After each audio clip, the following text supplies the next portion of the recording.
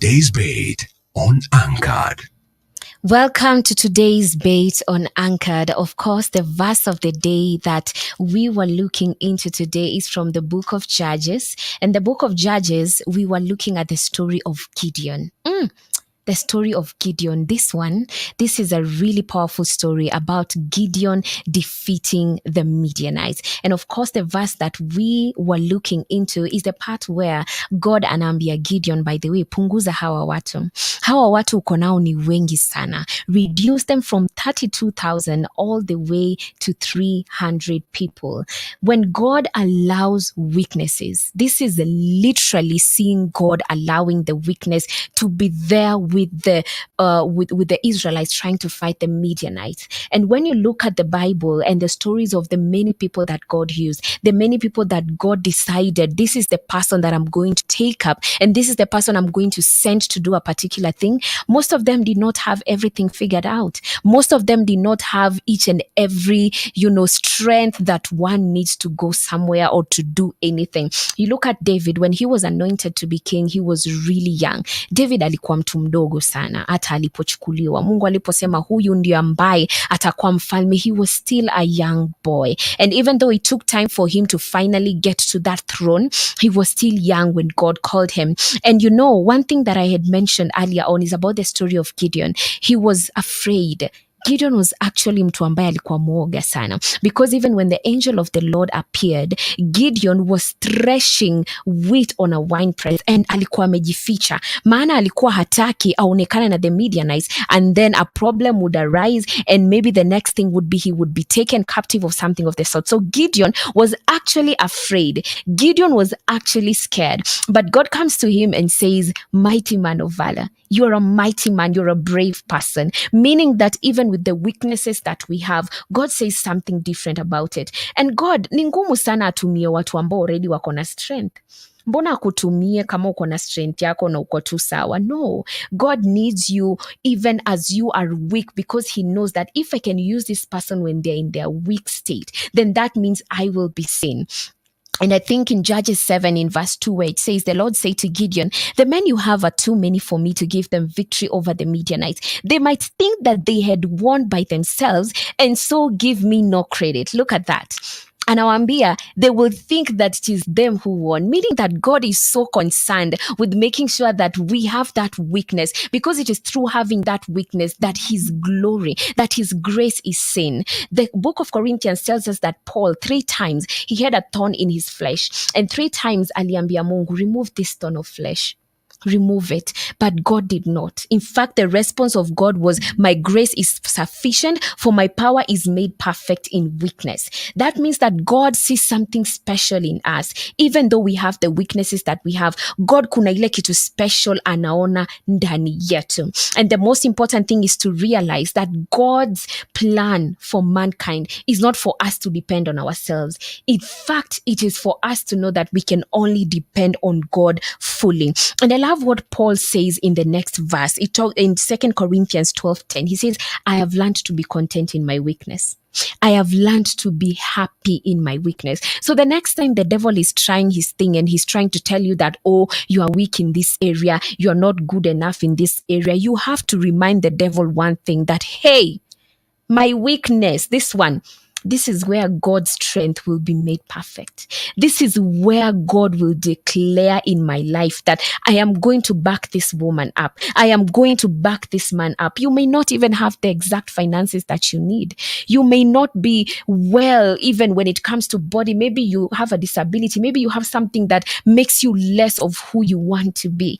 But then God promises us one thing, that even if you're weak, I am strong for you, and I'm going to be strong for you. And the very first thing we need to do is to admit our weaknesses. Do not be scared to admit your weaknesses. Have you ever asked yourself why Jesus kept the scars? Jesus, mbona, see, he resurrected. He was a new body. But Jesus did not even get rid of his own scars, because he knew this thing is what proves that I have won the victory. This is what proves to the people that indeed God is with me and God is in me and God is planning to work through me. And through that, we see where Jesus was placed. In fact, it was when Jesus could not defend himself. It was when Jesus was there crucified on the cross, not knowing, oh my goodness, even asking God, why have you forsaken me, in his weakness? That is when the salvation of man was declared upon the earth. So that means that God is really particular about our weaknesses, and he encourages us, do not hide your weaknesses. And sometimes, let me tell you, what you're so reluctant about, that thing you're so scared of sharing with people, that is the one thing that God will use. Sometimes the thing that you're so scared, yani unaogopa, unafeel hii siwezi taka hata watu wajue, that is the same thing that God will use for his glory. That is the one thing that God will use for his glory. We all remember the story of Bartimaeus. Bartimaeus was seated down there, and then the disciples were asking Jesus, why is this man blind? Is it because he sinned? Is it because, he made a mistake, or his parents sinned, or what's the problem? But Jesus was telling the disciples that no, this man is blind and the way he is because of one thing, because God's glory has to be seen through him. And I love what Bartimaeus did when he called on Jesus. Aliangusha hicho kikitu alikuwa amevaa. Back in the days, that thing that they were wearing, it used to show people that they were blind. But even before Bartimaeus was healed, he got rid of that robe that he had put on himself, so that yani ilionyesha tu yani faith yake venye manze, mimi najua Yesu ataniponya, so there's nothing that can stop me. So we have to change the perspective and what we feel about our weaknesses, believing that God is there for us, and his strength is shown best when we are weak.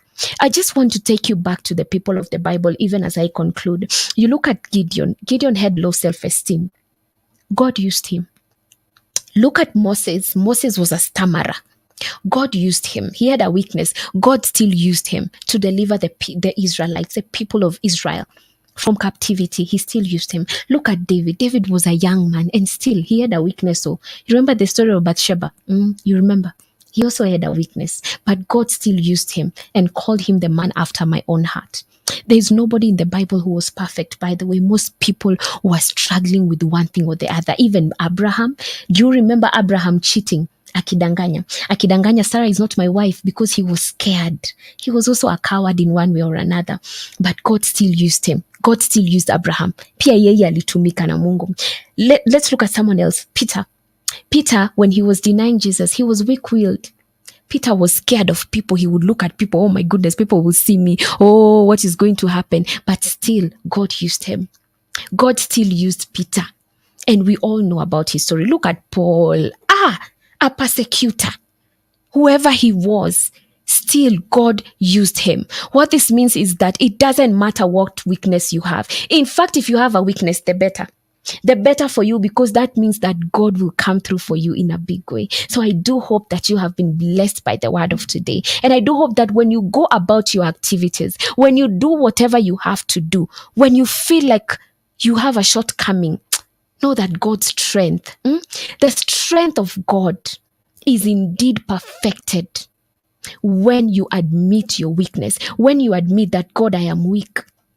God, I am not able to do this. That's the only time that indeed you will find that God will come through for you. And when he comes through for you, it's going to be one amazing testimony for you and for people around you. Do not be scared of your weaknesses. Embrace them, admit them, be content, and allow God kucheza kama yeye. Today's Bait on Anchored.